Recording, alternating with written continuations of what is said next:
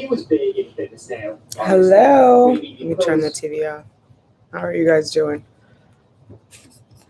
Pokemon. Hi. Where are you? How'd you get here so fast?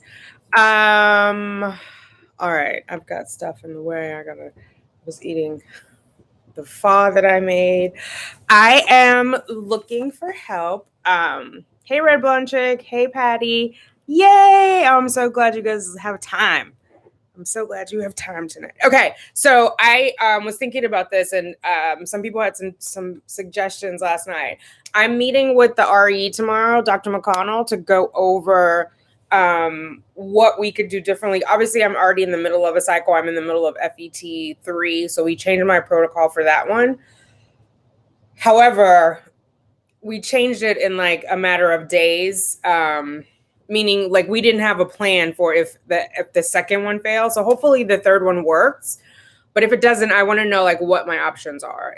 Even if I don't have like a solid plan, I want to. So here I'm going to read you guys the list that I have to ask her. And then I'm going to ask you guys to give me your thoughts on what else I could ask her. And I'll just take down the notes.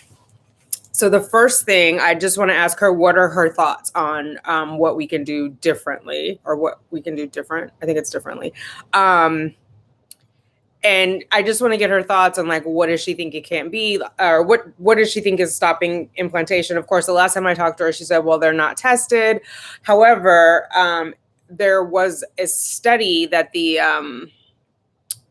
second opinion RE gave and said it's actually, there's not a significant increase in pregnancy rates from, I think they said 30 to or 25 to 40-year-olds. So since my donor is in her 20s, it really shouldn't make that much of a difference. But whatever. If she says like that has to be, then we'll discuss it. That's one of my next questions. My other question, FET, natural cycle, what are her thoughts on that? I thought about that, but I'm confused if I do a natural cycle, and by natural, it would still have to be a trigger shot in there so that they would, make sure that I ovulate. But then would I have to do another ERA? You know what I mean? Because my other the one before, I had no ovulation. So I just want to get clarity on that. What does that mean if we do one where my body is actually making progesterone by having had a follicle that ruptured? Is there any value in adding a blood thinner? Hey, Shakima, how are you? Hey, Roseanne. Hey, Pokemon. Oh, no, I'm sorry, Pokemon. Oh, my goodness. And at work, too, that's rough. Hey, Kai. What was your progesterone at time of transfer? My transfer was canceled because my progesterone was already at 4. It looked like I ovulated, and my progesterone was already too high for day 3 FET. Oh, wow. Hi, Tanika, found your channel a little while ago. Just wanted to say oh, thank you. I appreciate you, Melissa. Yeah, I'm sorry, Pokemon. That is rough. Trust me, I've had a couple of miscarriages. I know it's,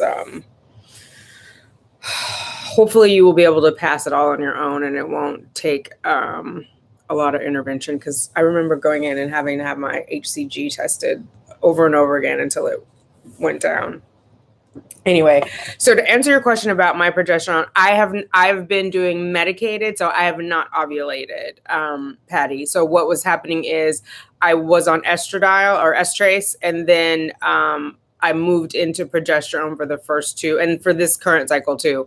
But they were frozen transfers. For my fresh transfer, I don't even remember, but this last time my progesterone was 16 on the day of transfer, and she wants it under 20 on the day of transfer. So that's where I was.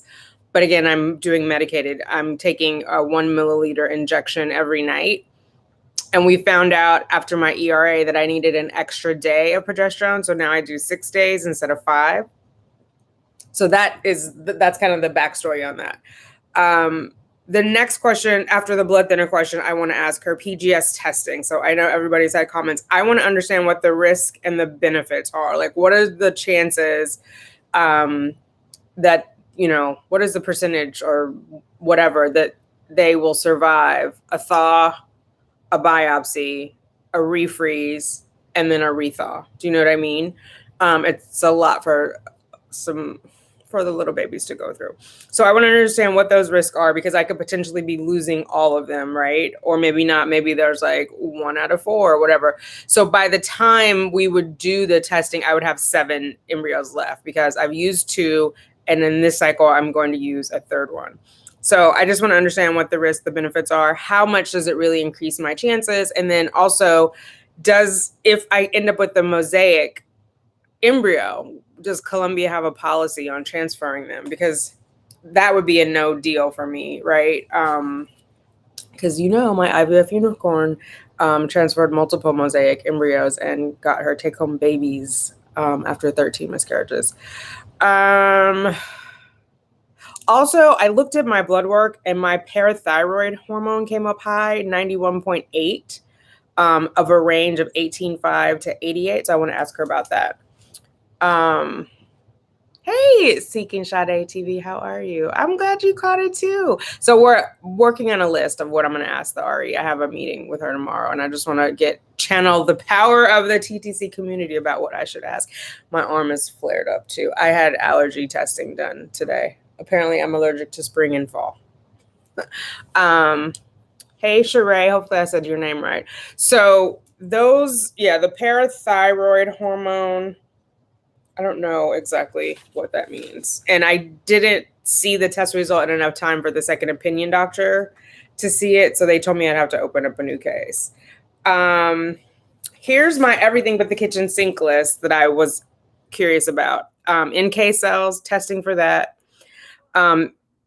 Obviously, if I have it, then either IVIG or intralipids.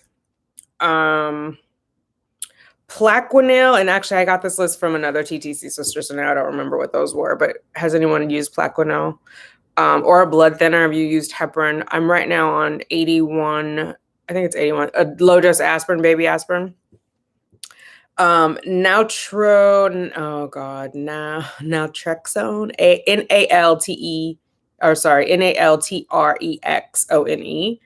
HCG wash, although the second opinion doctor poo-pooed that as well. So I don't know if I'll ask. And then Prograf, which has been given to women who have recurrent pregnancy loss or implantation failure. It's an immunosuppressant, which I wanted to do more research on it. I'll probably do it tonight. Like, how does that differ from a corticosteroid?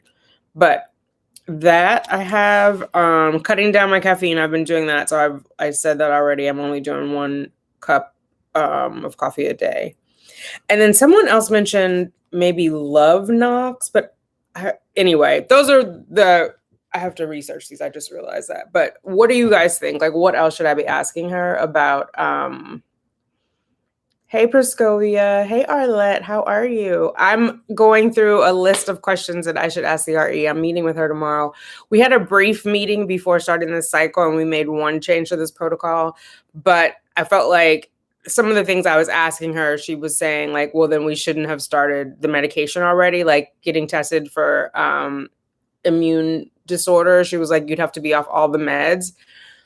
So like NK, natural killer cells and other stuff, and like seeing a reproductive immunologist. So I just want to get my ducks in a row if, God forbid, this 3rd transfer doesn't work, so that we have a plan, or at least have options. I don't want to make too much of a plan, because I feel like don't test God, but at least have options of what could be done next. You know what I mean?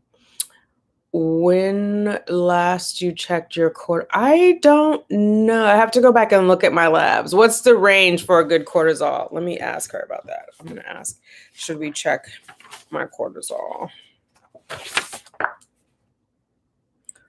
What's the implication of the cortisol? I'm just going to put that down. Should we check my cortisol levels? Okay. All right. It's Stridno. Is it Stridno? Stridno. Thank you for that. I wrote that down. Are you using the same donors this time around? I have embryos, so I'm using the same embryos. There are 8 left, so I'm just going to thaw 1. Oh, that was the other thing. So I am torn about 2 or not, right? Like, I did a whole video on this where I wanted to do it. And then I talked to the doctor and she redirected me away from 2. However, because they're not tested, there's no like higher authoring authority that says you can't do it. Like there's a lot of literature on if they're PGS tested or PGT tested that you only transfer 1, but they're not. So can we transfer 2? Like, and what, although I realize there would be a risk to the baby because I already have a history of a pregnancy. It was full term though, but intrauterine growth restriction. So that is a risk. And obviously when you have twins, there's a much higher chance of intrauterine growth restriction. So I could be potentially putting my babies at risk and they could end up with developmental issues and other things. So I know that there's that risk. There's also the option of if both take and it looks like there's going to be a problem, which I don't want to have this problem, but then you have to terminate one of the babies. So that's something else to think about. However, I guess what my question should be is if putting in 2 increases my chance of a take-home baby, because not necessarily, right? Like you have, I just need to know how that impacts my outcome, I think. Hey, Tania. Patty, are you saying 1? Put in only 1. Hey, Carmela. Thank you all for being here. Are you leaning more to transferring 2? I don't know, Sade. I don't know. I'm like, I want to understand the risk and the benefits. In my heart of hearts, I want to do 2, but I understand how risky it is for me. I understand how risky it would be for the babies if both of them took. However, with IVF in general, there's a risk of twins, right? 1 could split into 2, which then if I say that, the doctor will be like, but you would end up with triplets, right? So if I put in 2 and 1 split, then I've got 3 babies and I've got a real problem. So I just want to understand, like, I'm going to put that down. Like, what are the risks and benefits of transferring 2? So, and I watch, now the pen's not working. I don't know if you guys watch, it's Kelsey's Life. And also, oh my God, Phil and Alex, they thawed embryos and tested them and rethawed them and they made it. But at that point, I would only have 7. I don't know. I'd just be heartbroken if like they don't make it. Like if we test them, refreeze them, and then they don't make it after the thaw. The second thaw. It just seems like a lot to put a little embryo through. Would transferring 2 increase your success rate? Right. That's what I want to know. If transferring 2, which I haven't done any research on it, but I'm curious. If it doesn't increase my chances of a take home, then there's no point in doing it. Yeah. So, okay. So I've got, should we do a natural cycle? Any value in a blood thinner? Oh, I have heparin and Lovenox. So Lovenox is a blood thinner. I obviously need to make one list because I have them all over. PGS testing, risk and benefits of the thaw, biopsy, refreeze, thaw option. And if they come back in mosaic, are they willing to, the AC just kicked on. Sorry, guys. Hopefully it's not too loud. Will Columbia let me transfer mosaic? Because some clinics don't let you transfer anything they deem abnormal. Like it has to be, what is it, euploidy, period. Like that's all they'll transfer. So if that's the case, I'm not open to testing them. Because I've read so much about how they can correct in the womb. I get it that they may not implant, but I've read so much about how it can be corrected in the room if there are abnormalities, because you're not testing the embryo, you're testing the trophoblast, which is what will eventually become the placenta. Yeah. And there is, I can't remember what, those tests are not always 100% right. So I'm just like, I would hate to throw away embryos that could have had a chance. And I've talked to a lot of ladies who regretted having the testing done. So I'm on the struggle bus with that. I was just about to say Phil and Alex. Yeah, they sure did. Hey, Jacqueline. Hey, good to see you again. Welcome back. Thanks for hopping in. We're talking about what am I going to ask the RE tomorrow. Jennifer says, my RE says transferring 2 does not increase the chance of pregnancy by much, but increases the risk of twins by a lot. I've heard there's also a rush. See, that's what I was leaning toward. It increases the risk, but not the chance of pregnancy. So that's what the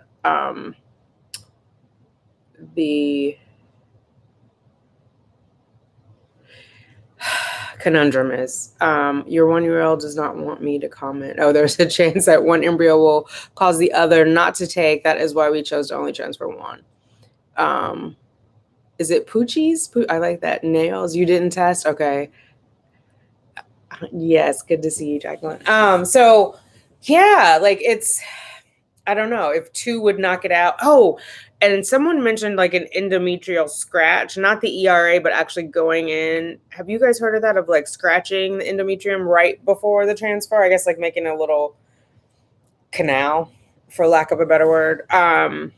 But basically, I'm just going to read. I'll have a whole video on this, but I'm just going to read you guys what the second opinion doctor said. Like, she thinks I have recurrent implantation failure. So, and obviously, you know, we haven't met face to face. She just reviews my medical records, all the films and everything else that's happened.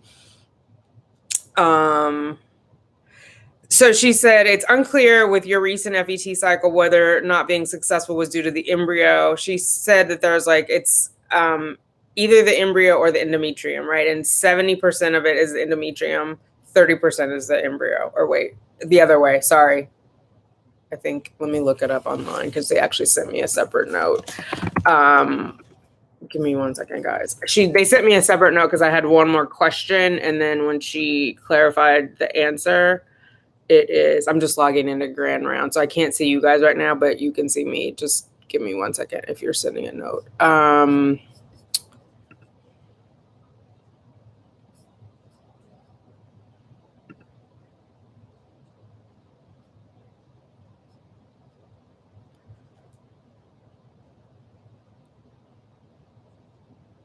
Okay, so I meet the criteria for recurrent implantation failure.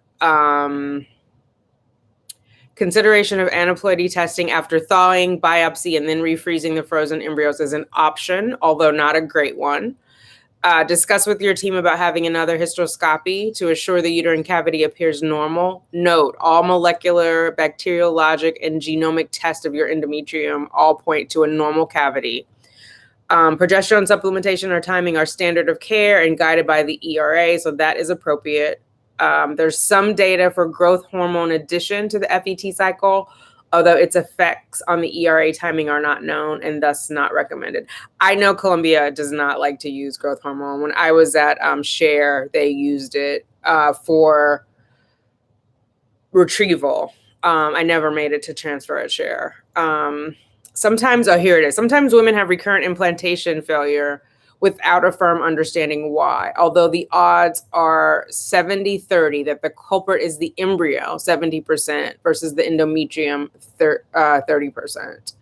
So that was the revision that she gave me. Okay, where are you guys? I'm back now. So that was the revision she gave me because before she said I was borderline recurrent failure, but she thought I had only had 2 transfers and not 3. Although I've had only 2 FET. She thought I had 1 fresh, 1 FET after the ERA. So for some reason, she didn't see the 331 in the file. Okay.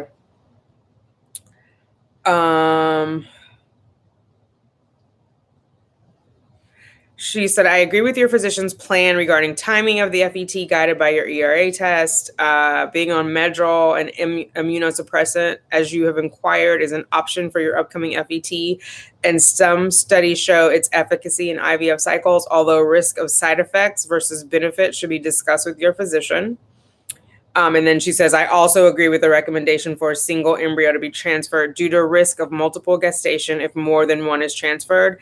This is particularly relevant for pregnancy complications being increased in your age group and given that you have 1 kidney. Also to be considered are risks to the babies in terms of higher rates of prematurity and neurodevelopmental disorders. So that's scary. Finally, she said, discussion of risk and benefits of PGTA of your remaining embryos with your physician is an important one to have. Please note that I would not recommend it. I would not recommend it, she said, as viability after thawing, biopsy and freezing again to gain information on aneuploidy may outweigh the benefits, especially in view of a recent literature mentioned above, which is Moon 2019. If your next cycle, so that's the one I'm in, does not result in implantation, then I suggest considering this, though. So the article, let me just find the Moon article that she's referencing, or yeah.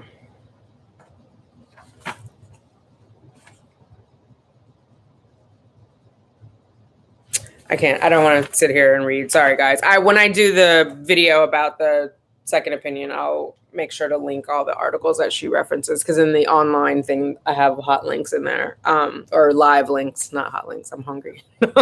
Okay. I don't have to get them tested, Sade. I don't have to get them tested. It increases the risk of losing 2 of them. Oh, Patty, that's interesting. I know this platform is to learn, compare notes, and prepare for a positive pregnancy, but I have a question when you have a moment. Yes, I'm open for it. Oh, sure. Go ahead, Carmela.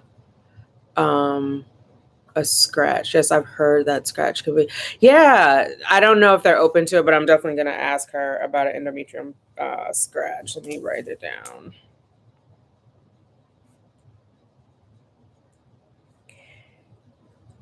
You know, my mind wanders, so if I don't write it down, it may never be said.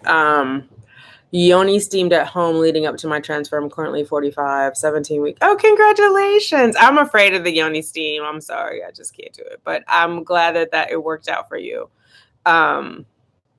Hey, Christina. We haven't been on here that long. Melissa, I'd also test the embryos, but a fertility doctor told me that it's not recommended when using donor eggs since they are younger. Right. And that's a good point, Melissa, because there are no studies that show that testing embryos created from donor eggs increases pregnancy outcomes. There's none for donor eggs that are 30 or under. So, yeah.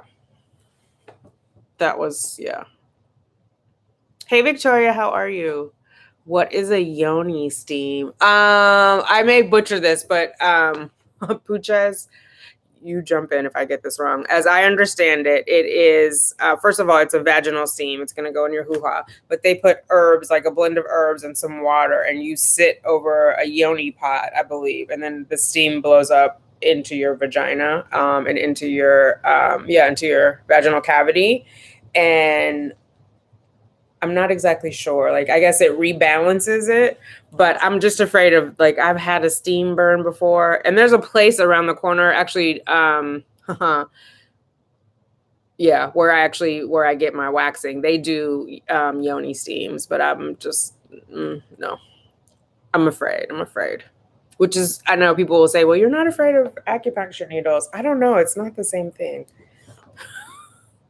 And I've seen some ladies do it on YouTube at home, and like it's attached to their toilet. I'm just like, I'm not.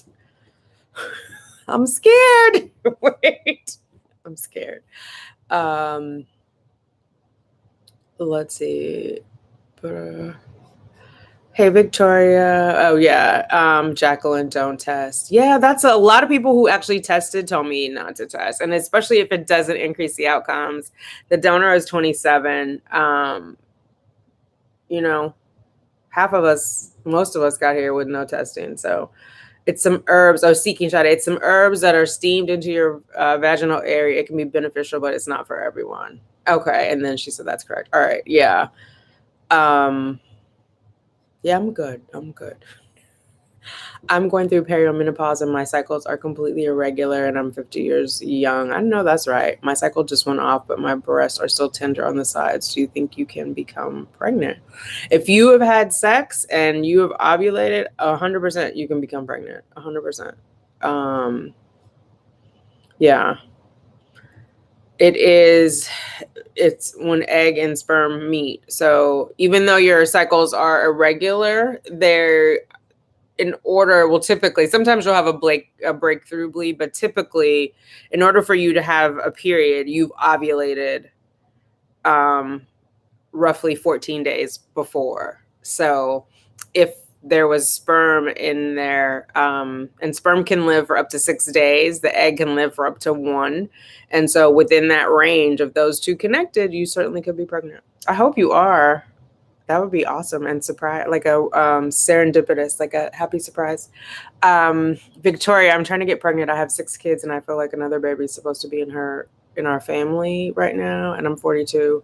Wow, I've been praying about it. Okay, if he's telling you, listen. Happy love. Hey, you're back. Welcome back. Don't test. Not testing mine either. 25-year-old donor. Yes, it's so happy love. Oh no, I'm not steaming my vajayjay. I'm with you on that. I'm like, oh my God, just getting it waxed on the outside is like, But if I just would like, I might go to jail if like some lady burned me down there with some steam. Like I will be in jail because I think my reflexes it just wouldn't. I just am getting anxiety even thinking about it. Yes, yeah. I'm good. And I saw there's another thing too. There's like these herbal tampons. Have you guys seen that? I just try not to put things in there, honestly. Yeah, penises and period cups. That's what I kind of restrict to going in the vagina. Oh, and of course, Wanda. Good Lord, going through IVF. Christina. Okay, yes. And yeah, oh my God. So, okay, I think this is good. I think I have a list. I need to do a little more research on these other medications. Anybody have any experience with heparin or Love Knox? Like what was, I worry too much about blood thinners because I do have the one kidney. I'm taking, like I said, the baby aspirin, and I was worried about that, but they said, or low dose aspirin because it is low dose. There wasn't a risk to that. But one of my TC sisters, one of you ladies, mentioned it to me. So I thought I would ask. So I have her for longer this time. So I just want to go through all this. And I honestly wish like we would have gone through this before. Because I feel like my expectations are a little off from, I don't know. And maybe it was just me with rainbows and glitter blowing out of my ass, but I thought like donor egg embryo, for sure you'll get pregnant. That's what everybody was telling me. Like for the whole time that I fought going to donor eggs, right? And I was like, oh, I have to give my eggs a chance and I know I can do it. And if I have enough supplements and everybody was like, oh, you would have been pregnant by now. And I've seen other people do it and they have babies. I mean, 2-3-year-olds right now, right? Because I started this in 2017. So I just thought, oh, first one, I'm going to be pregnant. Okay. Then it was like, oh, well, maybe it's your progesterone. Tested it. Okay, we fixed your progesterone. I thought I was going to be pregnant. And so it was weird. Oh, that was the other thing too. I had the chemical pregnancy in 2018, right? And she was saying it's probably chromosomal. But I feel like, I don't know. I mean, I guess knowing everything I know now, it probably was chromosomal, but it also could have been the progesterone now that we know because I did a fresh transfer. So I definitely did not have, I did a 3-day transfer. So I definitely did not have 6 days worth of progesterone. So the lining wasn't ready. And then it was like the baby attached or the embryo attached later on. That was Applejack. And it went up for a little bit and then it didn't, which is the same thing that happened in 2017 when I got pregnant naturally. So it's a little frustrating. So anyway, I say all that to say with the 27-year-old donor, I didn't think that was going to be an issue. And I think, and we talked about, like, I remember having a conversation about not testing. And I just think like my expectations were off. So I just want to make sure I have everything covered when I talk to her tomorrow. My doctor is trying this with me next chapter. The Love Knox, okay, or next transfer. Okay, so let me know how that goes. I guess I'm not clear on why we need our blood thin. Like, does it increase circulation to the uterine cavity? Does it, I don't know, because I already bruise like a peach. And I feel like even with the baby aspirin, I am bruising more like when they do, when the phlebotomist injects me, like, well, you can't see because now I have all these spots from the but you see how big that is? Like that's a bruise from, oh yeah, and it's actually open. But can I get it to the camera? Anyway, it was, when did I was in there Friday, and so that was a thing. Yeah. Thank you, Sade. I appreciate you. I need all the purrs I can get. Has you second guessing your suit? Yeah, so I just want to sit down and have a calm conversation. And I mean, I'm always calm with her. I don't know why I said that, but I think I'm feeling heated.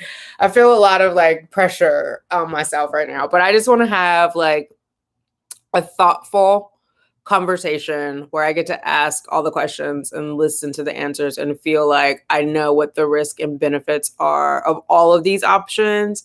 And then if this transfer doesn't work, come up with a game plan. Does that make sense?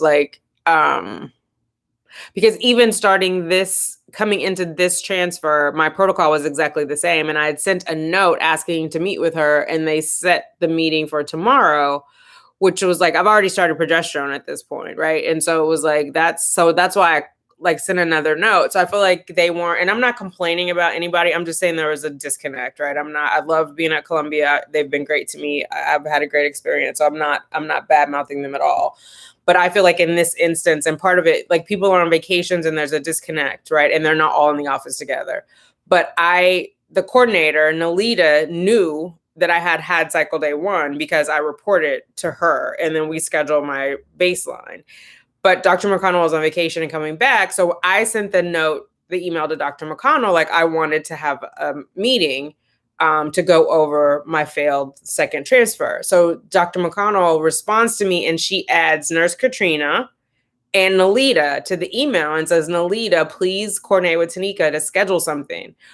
Well, she then schedules it for July 9th, knowing I'm in a transfer. I don't think at that point Dr. McConnell knew, but that information should be somewhere. Do you know what I mean? So then she called me and was like, oh, I'm sorry, Dr. McConnell said I'm coming back from vacation, blah, blah, blah. So that's when we decided, we had a quick conversation about what to change for the protocol. But when I was asking her about natural killer cells, or not natural killer cells specifically, but asking about an immunologist, an RE immunologist, and she was like, well, it's too late because you've already started your medication, right? Because I started it on day 3. So that was a little bit disappointing. So that's what I want to understand.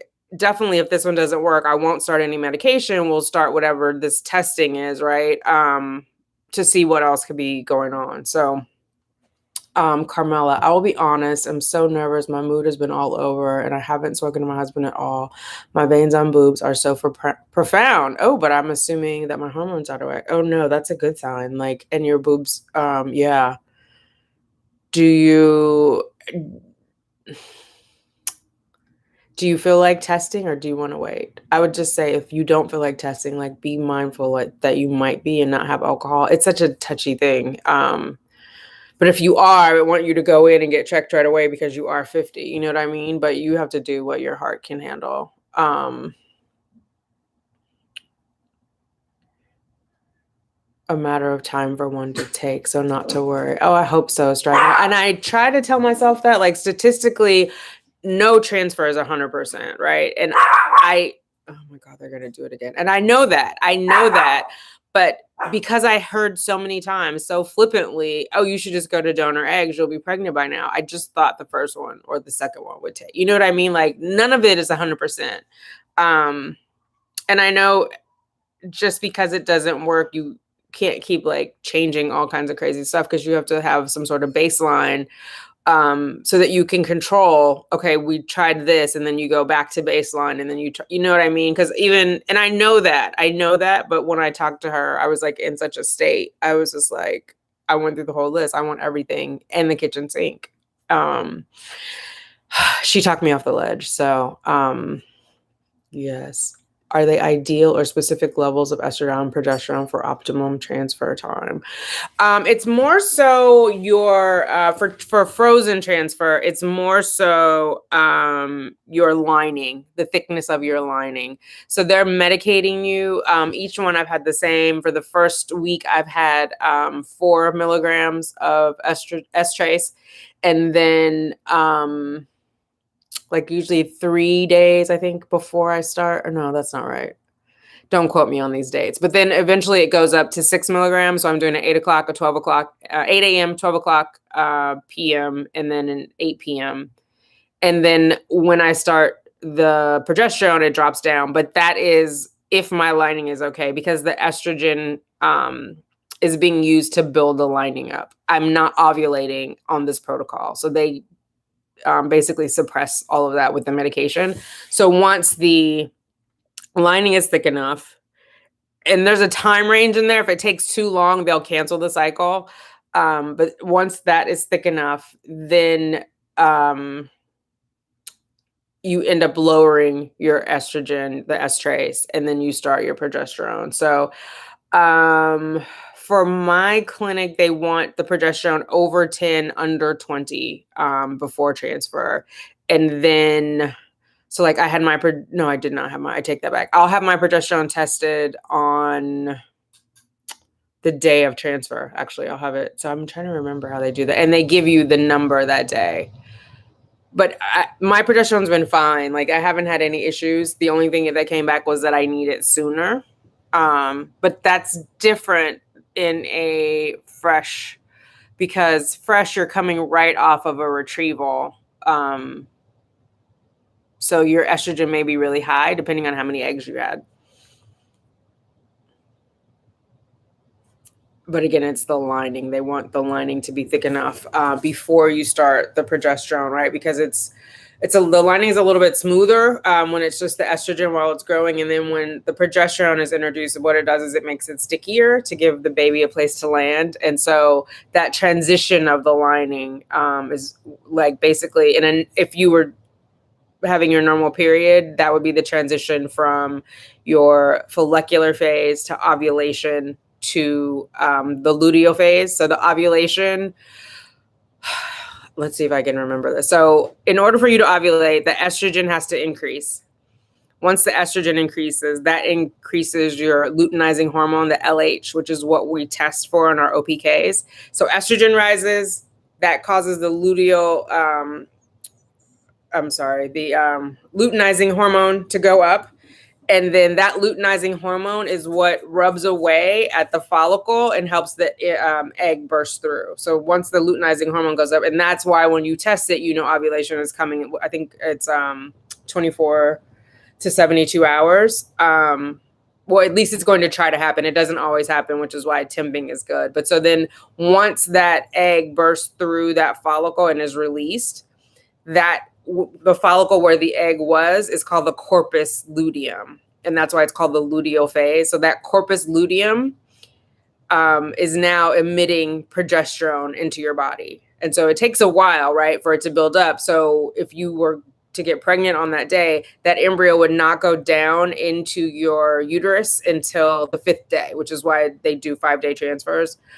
It wouldn't go down there until the 5th day, because by that time your body has built up enough progesterone to make that lining sticky. So they're trying to mimic that with the medication, except I'm not ovulating. But they're trying to make it sticky that way. And they're making my lining thicker with the estrogen. And then I do like massages and acupuncture. But this time my lining is 8.5, and that's the thickest it's been. And during IVF, it used to get thick. Well, not thick. It used to be right when I was doing the IUIs. But this time I didn't do any acupuncture before because I was just chilling. Hey, Olivia, how are you? Oh, yeah, Carmela, anytime. I mean, that's what we're all here for. But not after. But I will test for sure while hubby is at work. He works during the day. Okay.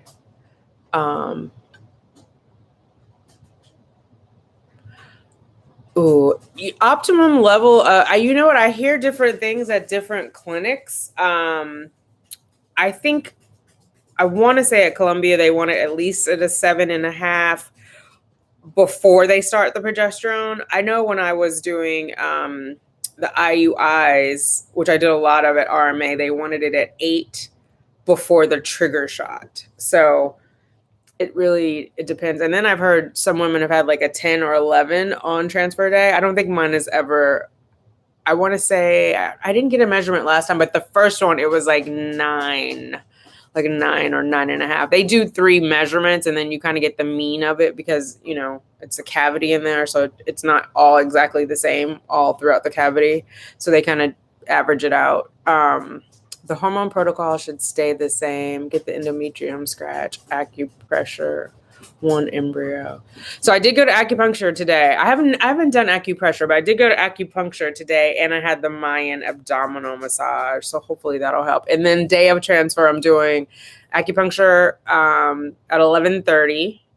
And it's right around the corner from the clinic. So I'm doing only an hour, 11:30 to 12:30. And then I'll walk over to the clinic. And then afterwards, I have one, I think it's at 3:30. Because usually, well, the last 2 times, my transfer has been at 1:30, which means I have to be there at 1. So that's what I'm basing it on. So we'll see. If not, I'll have to move that second acupuncture. I'm definitely going to ask her about the endometrium scratch, though. I want to know if sometimes it's like you hear these things and some clinics don't do it. Like when I first started at Columbia in 2018, they didn't do ERAs. Well, I think it wasn't, to be fair, no one did because it wasn't allowed in New York. Like if you had to have it, she said they would send me to Connecticut, but they were not permissible medical procedures in 2018. New York has some weird stuff, like being a surrogate just became legal this year in May. Like it has, New York has some interesting ideas about reproduction, but they did pass a law where most people can get reproductive benefits. I'm not eligible because I have private insurance at work, but I know there are some people who have benefited from that. So I think that's cool, where people get, I don't know if it's free IVF. I'm not sure what the rule is, but they're meant to have some sort of coverage by their employer for IVF, and it's not age restricted. It's based on what the doctor thinks your chances are. But I think I don't think it includes donor egg, but don't quote me on that. Again, I'm not eligible, so I haven't studied it. I just kind of like read it in the New York Times type of thing. Okay. You at work? You didn't miss everything. We're in here just planning out my meeting for tomorrow. The RE consultation, the 3 structure plan is everything it needs to be. It's coming. So thank you, Sade. I'm actually hoping it is just a precaution and that this transfer that I'm in right now, this cycle that I'm in, the transfer works. I'm praying so hard for that. Yeah. And I was torn about going right away, but I was like, because obviously I need to lose weight and some other stuff. But again, like last night, people were like, I've haven't lost weight, or I've had this, or I've had that. So, there's always these stories about what could, and some of them are outliers, and there's always hope though. So I was like, I don't know. I wanted to do it right away. Like I wanted to, especially after the first one where I had to take a cycle off for the mock transfer. It was killing me to like not be in an active cycle. So, but I knew I was going to get useful information out of it. So hopefully this is just a precautionary meeting and it actually ends up being moot because I'll be pregnant, Let's all pray for that for me, please. I'm so unfamiliar with IVF, so I hope I'm not saying things wrong, but I am learning so much. Listen, I hope you don't have to be familiar with IVF. Honestly, I hope that you guys conceive naturally. I hope like I can't think of what it's called. I know it starts with an M, but I hope that works for you. But I know you said you were going to the fertility doctor, but they usually start you off like timed intercourse, IUI, IVF, unless there's some obstruction or like obviously if your tubes are gone or something like that, they wouldn't do timed or IUI. But yeah. Hi, Gannett. How are you? I'm so grateful. Oh, thank you, Angela. Oh, congratulations, 7. See, that makes my heart smile. I'm glad. 6 days a week. Oh my goodness. Oh, and you're off on Thursdays. Oh, so it worked out. Yay. Oh, you know what? I just realized I did not go to group therapy tonight. I totally forgot. I was running around. Are you the rest of the East Coast getting rained on like crazy? It was so much rain. I had to go. When did I get caught? Oh, coming back from the dentist, I got caught in the rain. And like, luckily the car pulled up right next to my door, but it's still like a big ass sidewalk that I had to cross just because it's New York and the sidewalks are very large. I live on a main street. I live on 8th Ave. And then I just got drenched, like running in. And to open my door, it is an app on my phone to open the downstairs door to the building. And it was so wet, I couldn't get it to like swipe. So I was really getting soaked. But it ended up okay. But then I had to go to the immunologist and it was raining like crazy. And the alerts kept going off on the phone.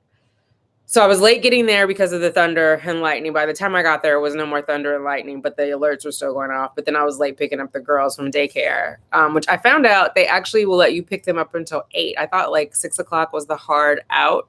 But because some people board their dogs, I mean, I'm not going to abuse the situation, but I'm like, that is a relief because I was panicked that I was not going to be able to get them tonight.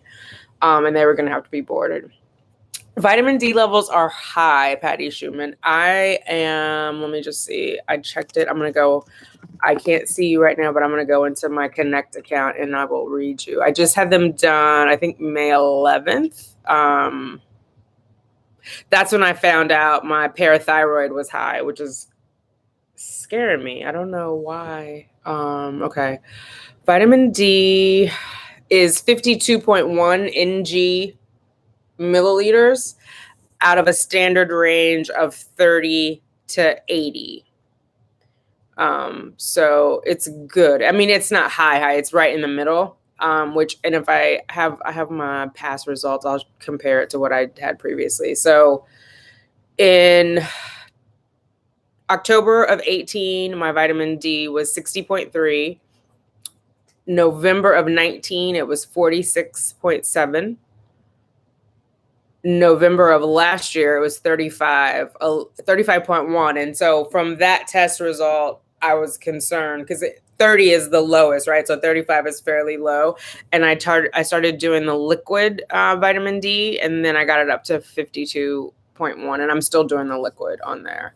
However, if any of you guys know, my parathyroid is coming back high, which I'm going to ask Dr. McConnell tomorrow what that means, but has anybody else had that experience of like, wait, I can't go back. Sorry. Let me see if I can find it. So parathyroid is at 91.8 out of a range of 18.5 to 88, and it's flagged as high. Calcium level with the parathyroid is 9.0 from a range of 8.7 to 10.4. So it's right about in the middle. Yeah. Iron was good.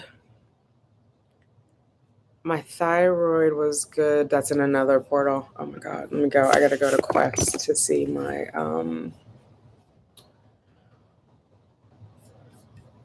thyroid, the TSH.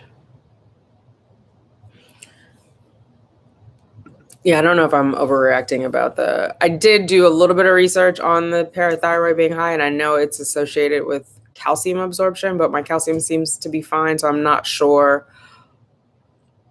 what does it mean? You know what I mean? Like having it may mean nothing. Like my white blood count cells are normally low, and the doctors, oh, that happens in, POC, people of color. Let's see if I can find these. Are the dogs behind me? What are you guys doing? Leave my cactus alone. Liberty ate one of my cactus that I just planted. Hang on, guys. I'm just trying to find this report. February? No, I think it was October.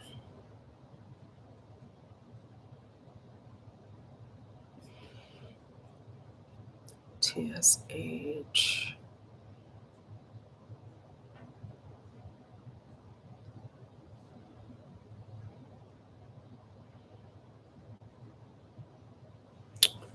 Oh, I don't see it. It's on the lower side. I think it was 2.1. I was just talking about this with somebody. I don't know why I'm having mental memory issues.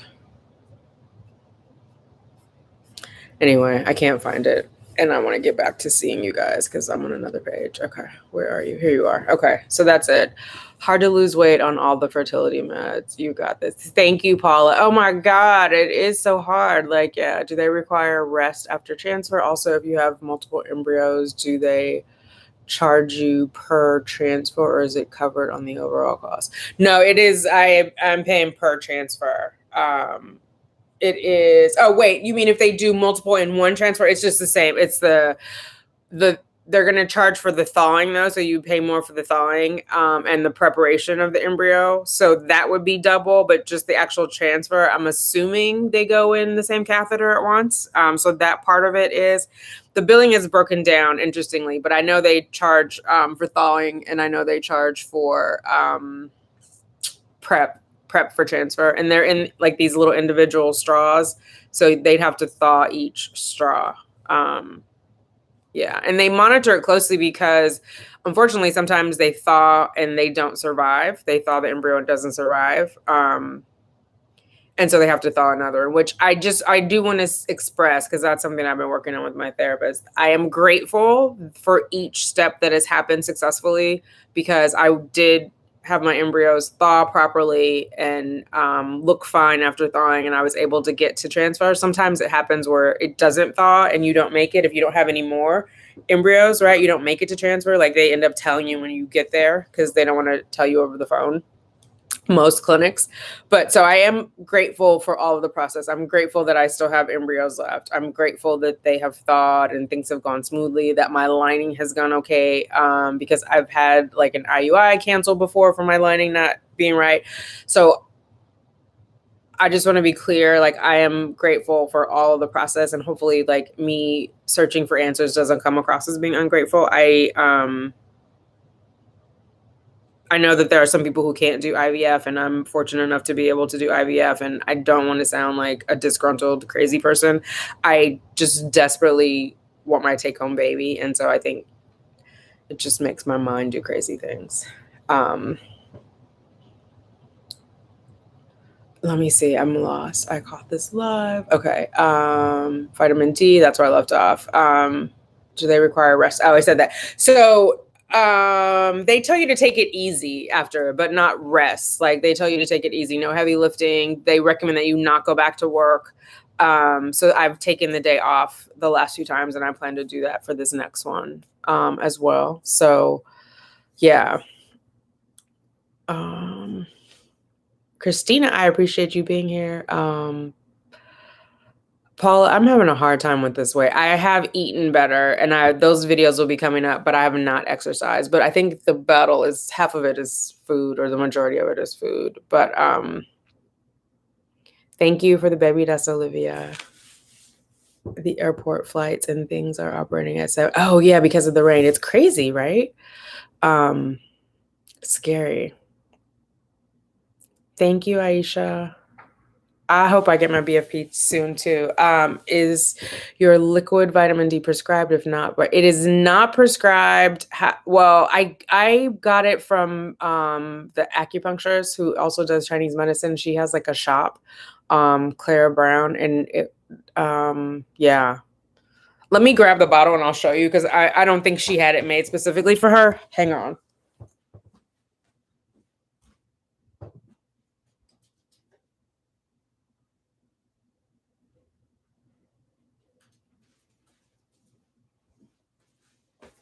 Oh my God.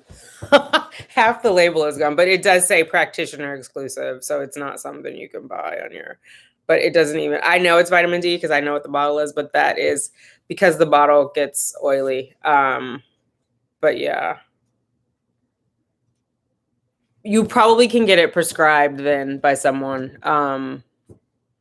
But they sell it to practitioners only, and then they give it out to their patients or clients.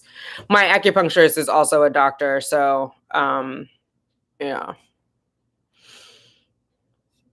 Hypothyroidism, Melissa, levels should be regulated during pregnancy as untreated thyroid conditions could be problematic. Right. Yeah, I'm aware of that. And like, I know my TSH is fine, but this parathyroid is what's But that's what I'm like, could that be a thing? Parathyroid hormone, PTH, is high, but my TSH is not. But I want to ask, because I was looking. I feel like I'm looking for a needle in a haystack. But I spent last weekend going through all my test results, and I saw that, and I was like, oh, I wonder if that's a thing. Hey, Chasing Rainbows. Yes. Do you stay really warm after transfer, like heated blankets? Is that beneficial? I do stay warm.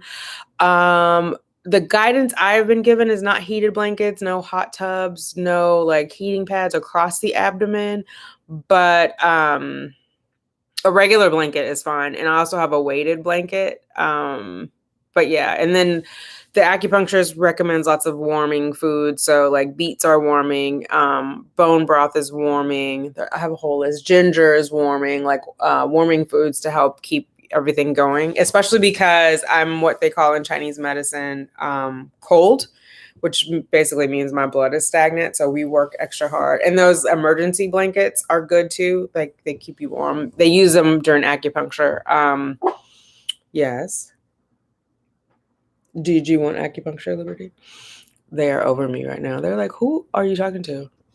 And don't you see our cuteness? I have not tried intralipids, Chasing Rainbows, and I asked Dr. McConnell about that. She said it would have to be after I was tested for like NK cells, and she said the benefits are anecdotal. There are no studies that show that it actually increases pregnancy outcomes, but it's one of those things of might help, can't hurt. The other way, might help, can't hurt. And so she's open to it.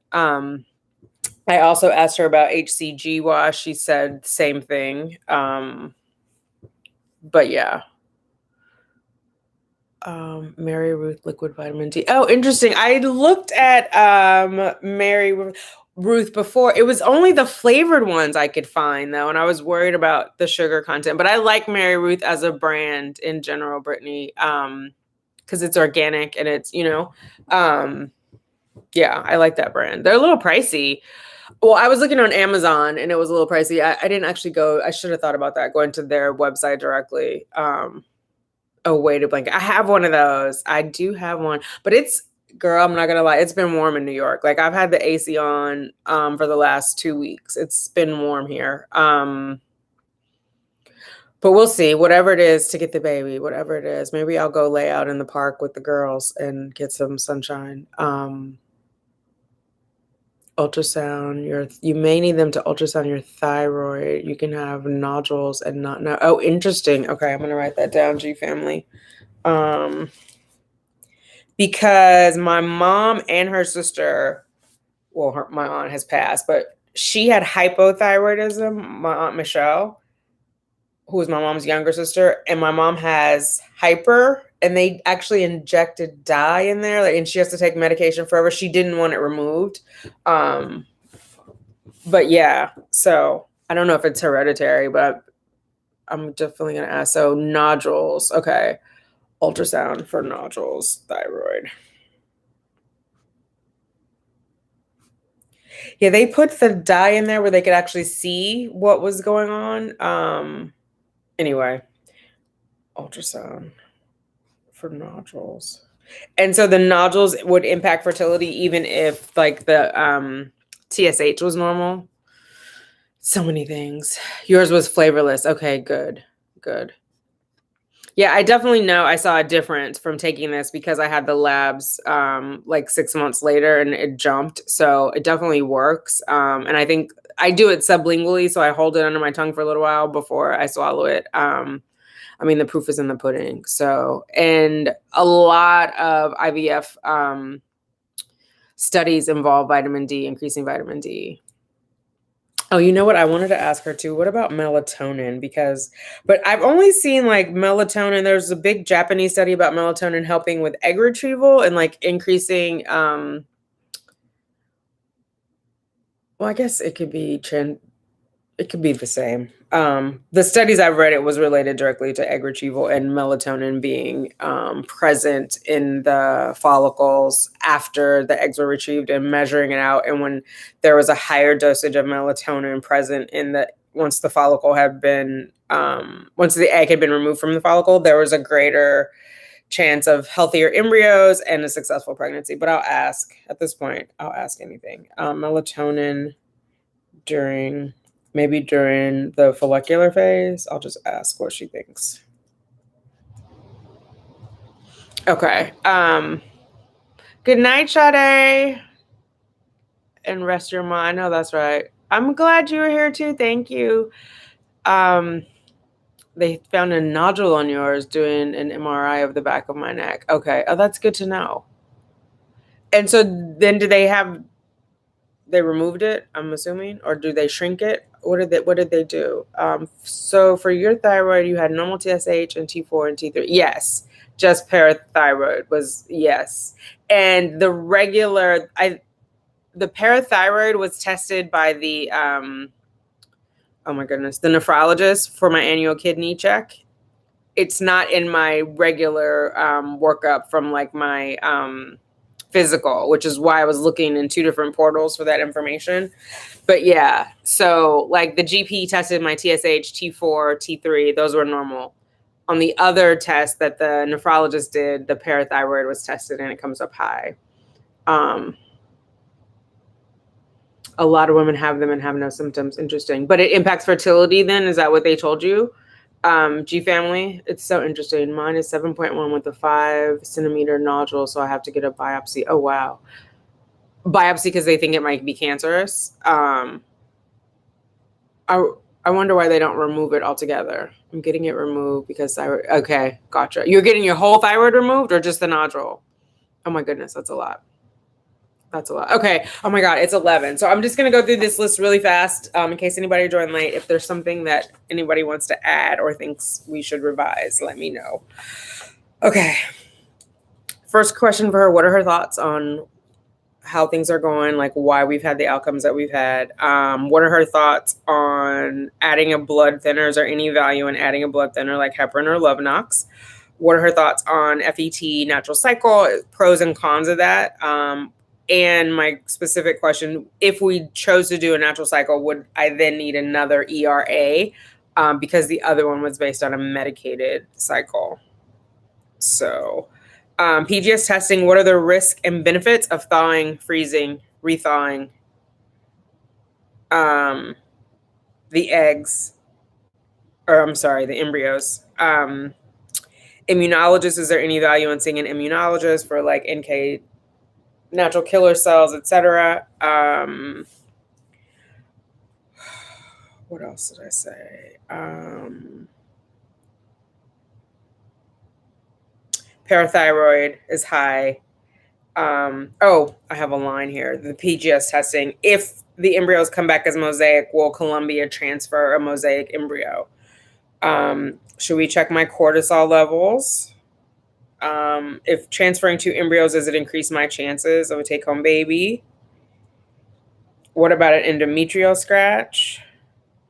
Thyroid, ultrasound for nodules, and melatonin during the follicular phase. Would that do anything?